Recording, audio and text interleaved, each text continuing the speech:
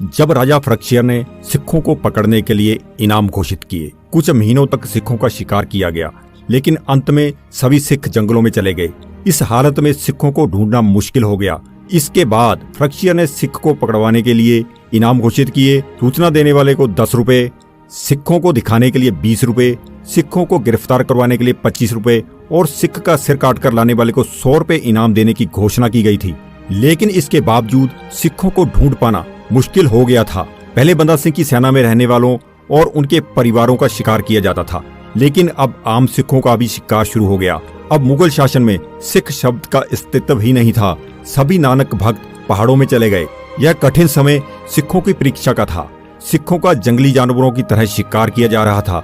जिस प्रकार शिकारी जानवर की तलाश में कई मील दूर तक निकल जाते हैं और उसका पीछा करते हैं, उसी प्रकार मुसलमान सिखों का शिकार करने के लिए पागलों की तरह निकलते थे। मुसलमान ही नहीं, मुगलों के चापलूस लोग भी सिखों का शिकार करना प्रारंभ कर दिया था। इसी करके सिख अपने गांव बदलते रहते थे। सिख कभी लखी के जंगल में, कभी मालवा के रेगिस्तान में, कभी दून की पहाड़ियों में और कभी शिवालिक की पहाड़ियों में छिप जाते थे। लगभग सभी सिख अपना घर छोड़कर जंगलों, पहाड़ों और रेगिस्तान में चले गए।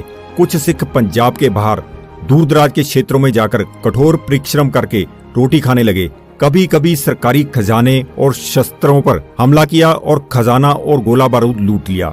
ऐसे में अगर कोई सिख पकड़ा गया तो उसकी हत्या कर दी जाती थी। सिख इस मौत से तनिक भी नहीं डरे।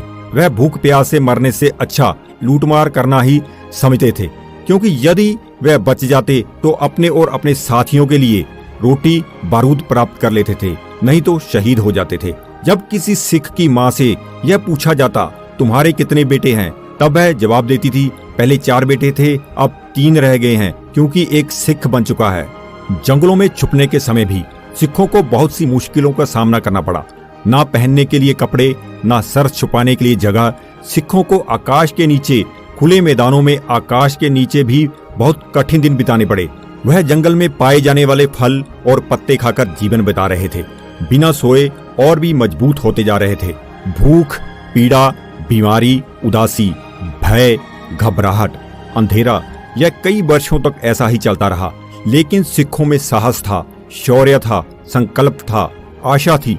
आरोहण कला की अनुभूति सदा उनके साथ रही थी। कठिनाइयों ने उनके दिल और आत्मा को मजबूत बना दिया। दर्द ने उन्हें आशा दी, बीमारी ने उनके हौसले बढ़ा दिए, भूख ने उन्हें सहन करने की शक्ति और साहस दिया। उन्होंने अपने सपनों को कभी भी फीका या कमजोर नहीं होने दिया।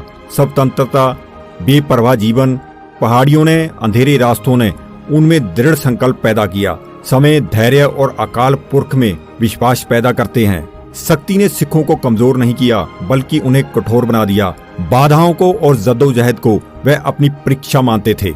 यह एक ऐसी परीक्षा थी जो 1939 से 1945 तक हिटलर के अत्याचारों के दौरान यहूदियों में भी नहीं देखी गई थी। लाहौर के सूबेदार अब्दुल समद खान के जुल्म की कहानी का जिक्र करते हुए लेखक मुख्तल उल लुबाब कहते हैं, उसने सिख खून से पंजाब की धरती को दागदार कर दिया। किताब हकीकत के लेखक का कहना है, सिखों के नरसंहार के बदले में अब्दुल समद खान को 6000 का मनसब, एक जड़ाऊ पालकी, एक हाथी, एक घोड़ा, कई सोने के गहने, एक जड़ाऊ दस्तर, एक सोने की पट्टीदार दस्तार, एक हार दिया था। इनाम के तौर पर पंजाब के हीरे और कई परगने। इस तरह से सिखों ने बहुत कठिन समय बिताया, फिर भी जुर्म के खिलाफ लड़ते रहे और शहीदियां देते रहे। आज के इस भाग की समाप्ति हम यहीं पर करने वाले हैं। फिर मिलेंगे एक और नई ऐतिहासिक जानकारी के साथ। जानकारी अच्छी लगी हो तो हमारे चैनल को सब्सक्राइब जरूर कीजिए।